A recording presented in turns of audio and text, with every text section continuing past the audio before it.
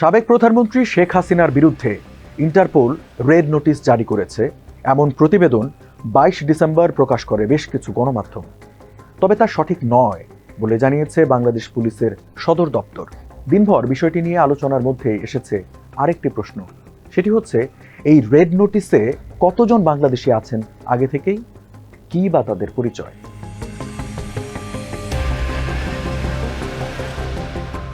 ইন্টারপোলের red notice তালিকায় বর্তমানে 63 জন বাংলাদেশি নাগরিকের নাম রয়েছে। তবে শেখ হাসিনার বিরুদ্ধে এখনো কোনো রেড নোটিশ জারি করা হয়নি, যদিও সরকারের পক্ষ থেকে ইন্টারপোলকে তা করতে আগে চিঠি পাঠানো হয়েছিল।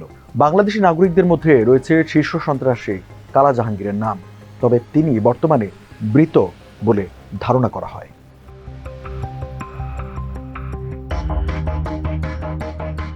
রেড নোটিশ হলো ইন্টারপোলের একটি আন্তর্জাতিক অনুরোধ, যার মাধ্যমে কোনো ব্যক্তি সম্পর্কে তথ্য চাওয়া হয় এবং তাকে গ্রেপ্তার করে নির্দিষ্ট দেশে ফেরত পাঠানোর ব্যবস্থা করা হয়।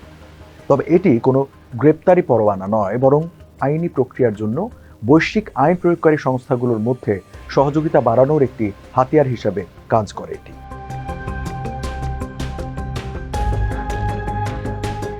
তালিকায় নাম থাকা বাংলাদেশিদের বেশিরভাগই গুরুতর অপরাধের সঙ্গে জড়িত। অপরাধের ধরনগুলো হলো বড় পরিসরে আর্থিক জালিয়াতি, অর্থ আত্মসাৎ ও অর্থ পাচারের অভিযোগ, হত্যাকাণ্ডে সরাসরি জড়িত থাকা বা ষড়যন্ত্রের অভিযোগ, মুক্তিযুদ্ধের সময় সংগঠিত অপরাধের অভিযোগ বা যুদ্ধাপরাধ, রাজনীতিবিদ ও হাই প্রোফাইল ব্যক্তিদের বিরুদ্ধে দুর্নীতি এবং ক্ষমতার অপব্যবহারের অভিযোগ, এবং সবশেষ সন্ত্রাসী কার্যকলাপ বা চরমপন্থী সংগঠনের সঙ্গে সম্পৃক্ততার অভিযোগ।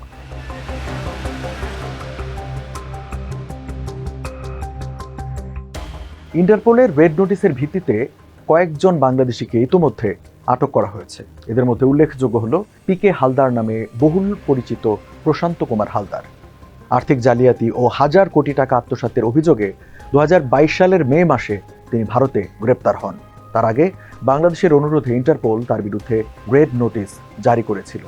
2018 সালে পুলিশ সদস্য হত্যার দায়ে অভিযুক্ত আরাব খান ওরফে রবিউল ইসলাম 2023 সালে দুবাইয়ে আটক হন। তবে এখনও তিনি বাংলাদেশে প্রত্যার্পণের অপেক্ষায় রয়েছেন।